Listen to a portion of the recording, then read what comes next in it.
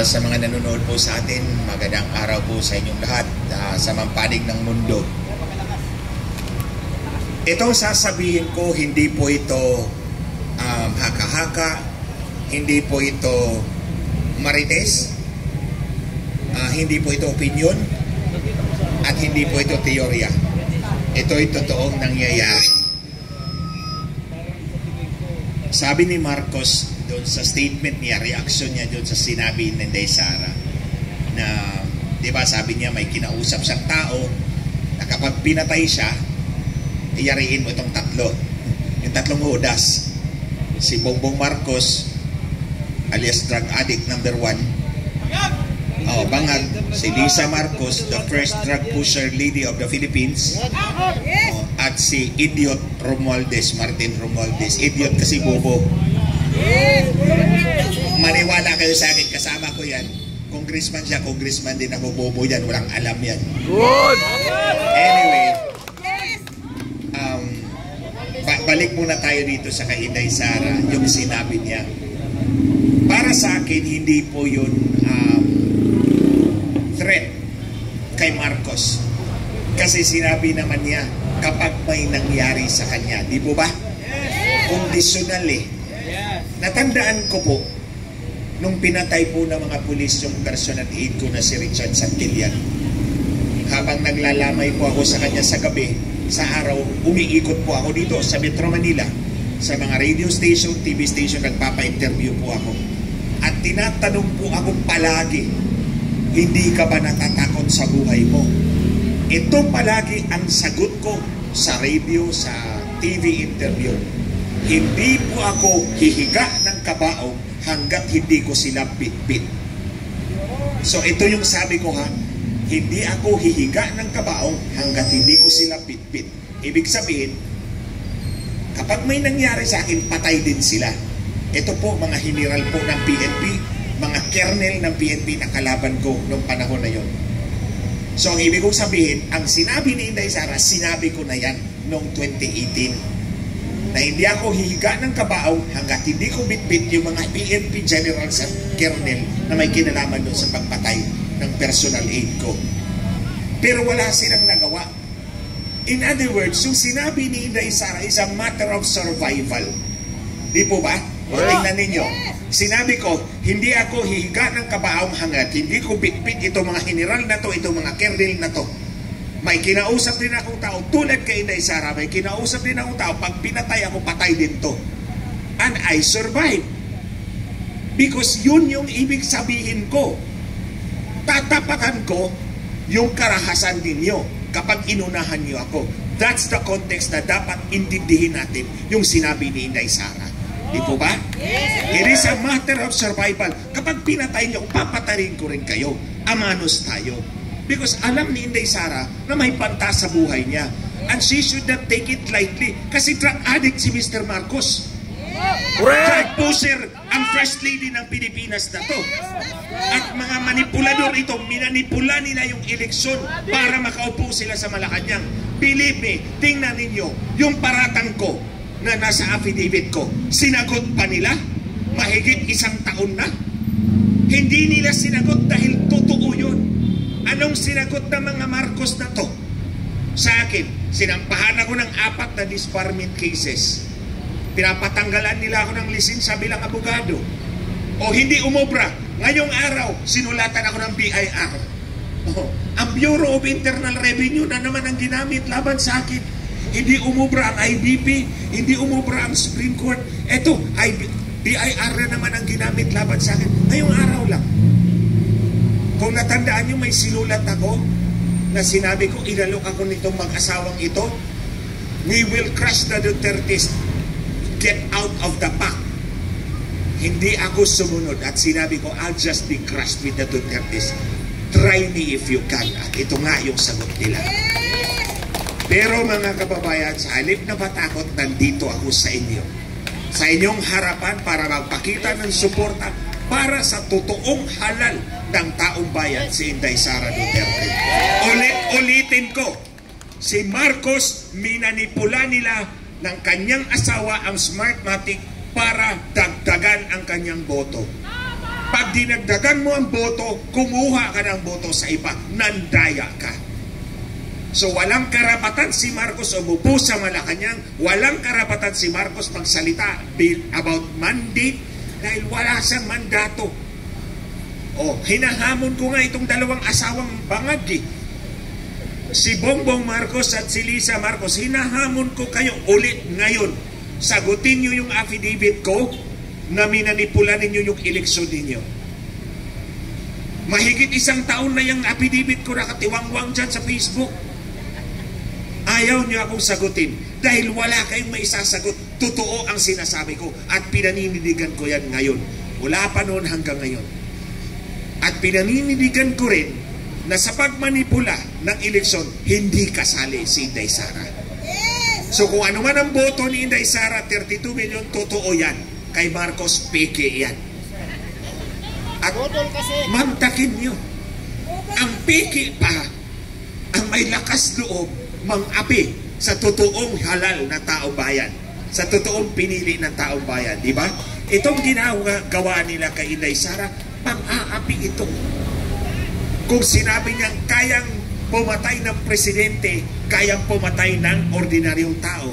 Kung ito nga, Vice President of the Philippines, inaapi ninyo, paano na lang ang ordinaryong taong bayan? Kayo, mga kababayan. Ito lang, sinalanta tayo ng bagyo, 5 sa loob ng 1 buwan, sunod-sunod. Karamihan sa ating mga kababayan na biktima nagdusa. Anong ginagawa ng House of Representatives sa pamumuno ni idiotic Martin Romualdez? Politika. Politika. Maruming politika. Patuloy na sinisiraan si Inday Sara. Of course, tinulungan kayo ng ayuda, pero hindi yan. Ang dapat sagutin ninyo, bakit bumaha ng ganyan kalaki, kalawang? Bakit nasira yung nasaan yung 5,500 flood control projects ni Marcos? Either totoo yon, pero ninakaw ang pera, or hindi talaga totoo, katang-iisip dahil bunga ng kanyang pagkabangag. Di ba? Alam nyo mga kababayan, ayoko nang sabihin to, pero nagalit talaga ako kasi sinulatan na naman ako ng BIR. Gusto talaga ko paluhurin itong mga animal na to. Okay, sige, Lisa Marcos, makinig ka ha. Ibubulgar kita ngayong uyawa ka. Ito, hindi ko dapat to sasabihin. Pero dahil kumukulo talaga yung dugo ko papunta rito, makababa pa yung travel ko traffic Minsan, di ba sabi ko sa inyo, 6 kami na technical na nagdi-dinner palagi sa bahay nila sa Nara Street sa Forbes Park. Ang nakaupo sa dulo si Lisa Marcos, si Bongbong Drug Addict Marcos dito sa kabila, 3 doon, 3 dito. So dito sa 3 dulo, ako yon, tabi ko si Lisa Marcos. Kasi palagi niya akong kinakabit, tala na, mag-yosi na tayo. Kami lang kasi yung nag-yosi. Sa 8 taon na yon, 2 lang kaming nag-yosi, kaming 2. Na nang pumunta na kami sa garden, makinig ka Lisa Marcos, makinig ka, yawa ka talaga, animal ka.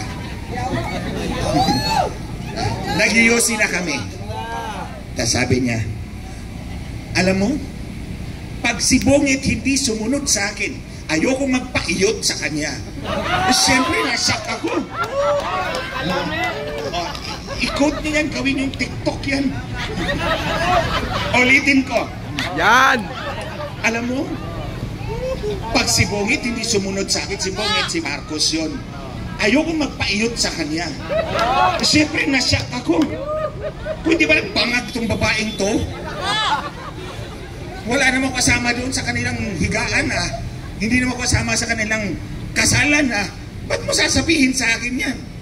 I'm an entirely separate person, entity. Tapos sasabihin mo sa akin, ayaw mo magpaiyot pag hindi sumunod yung asawa mo sa kanya. Hindi ka pa naman bangag.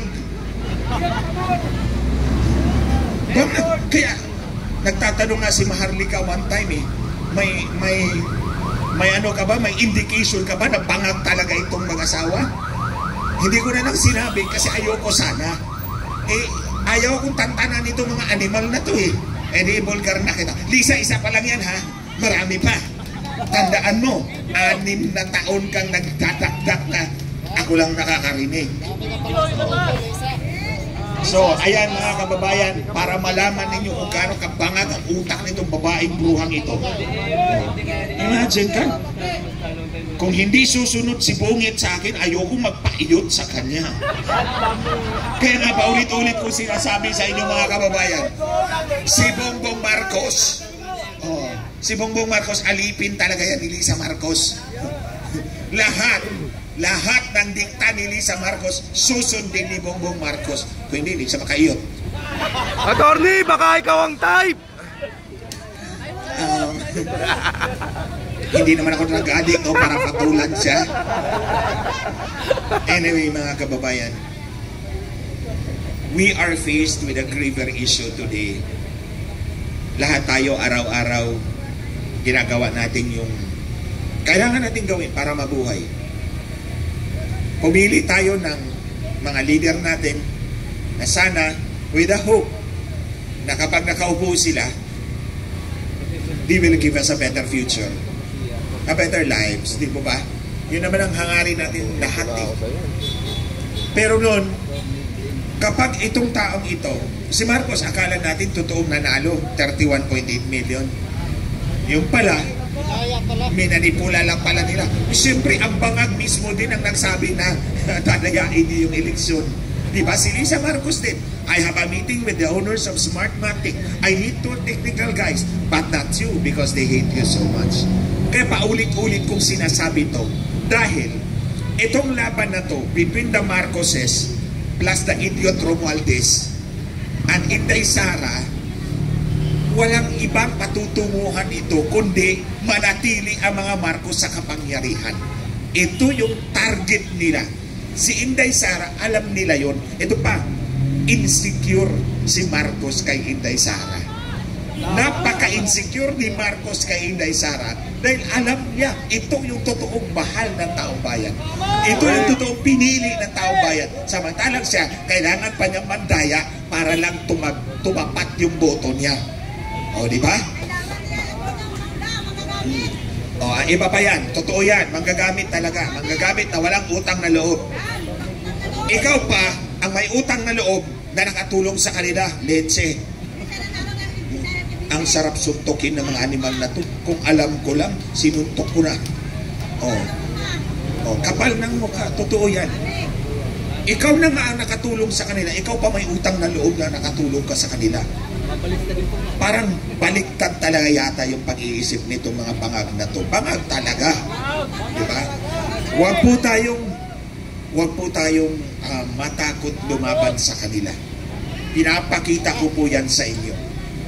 Kahit na 4 yung disbarment case ko, eto na naman, may BIR na naman ako. Eto, nandito pa rin ako sa harapan ninyo. Pinapakita ko pa rin yung suporta ko para kay Inday Sara, para sa ating lahat na Pilipino. Ito ay laban natin. Huwag nating hayaan si Inday Sara na lumaban ng sarili lang niya. Hindi niya kaya yon. Tandaan niyo, ang kalaban niya, kapulisan, militar, lahat ng kapangyarihan ng gobyerno, Kongreso, Senado.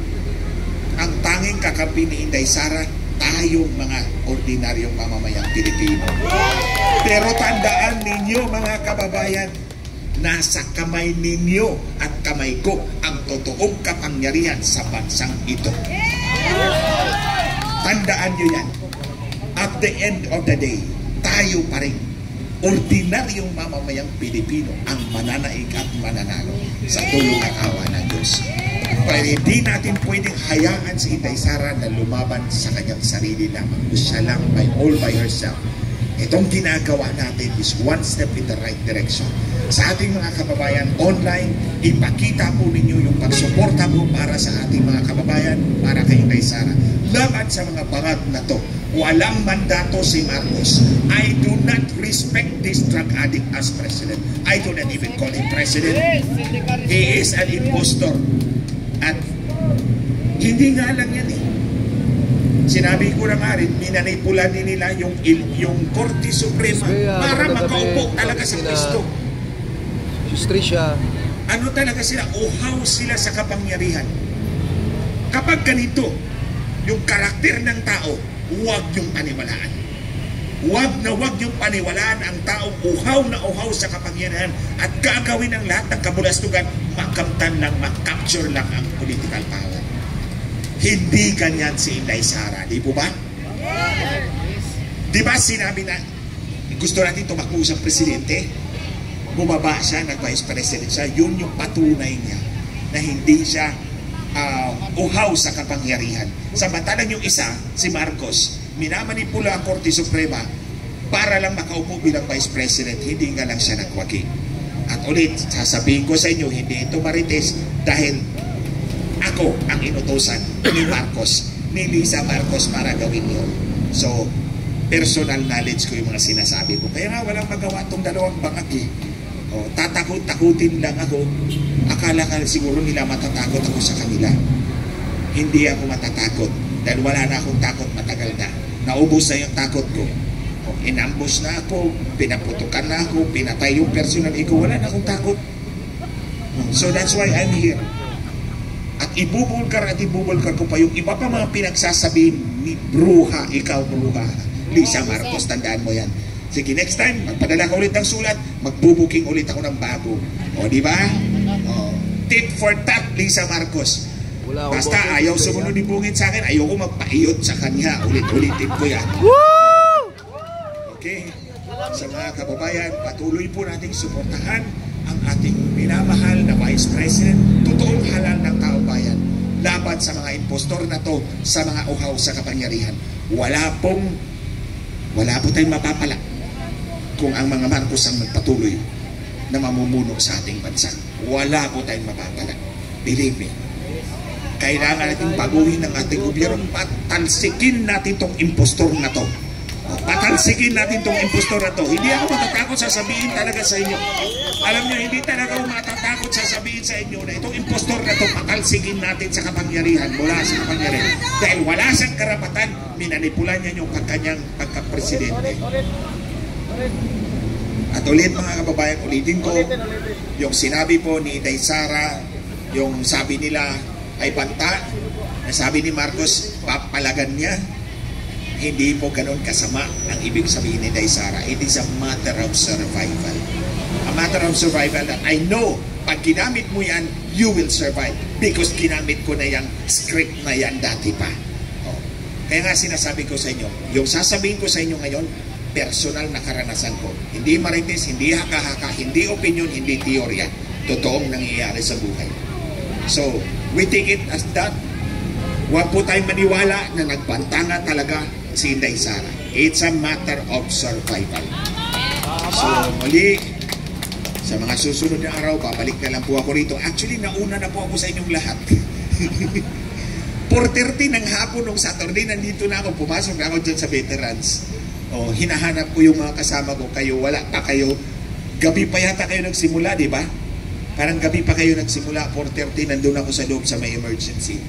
Tapos 5 o'clock, umalis na ako kasi wala naman ako, hindi naman ako pwedeng magsalita doon, magtakdak ako lang ng sarili. Wala kayo eh. So, si Bishop dumating alas 5, nung Saturday pa lang. Tapos kahapon kasi kanina may hearing po ako sa korte. So, kailangan ko mag-prepare kagabi. So, ngayon, tapos yung hearing ko, andito po ako sa inyo. Muli, maraming salamat po. Ipakalat po ninyo sa TikTok yung ayaw niya magpaiyot. Para makita for all the world to see na bangag talaga ang bruha. Maraming salamat. Palakpakan po natin, Attorney Glenn Chong. Okay.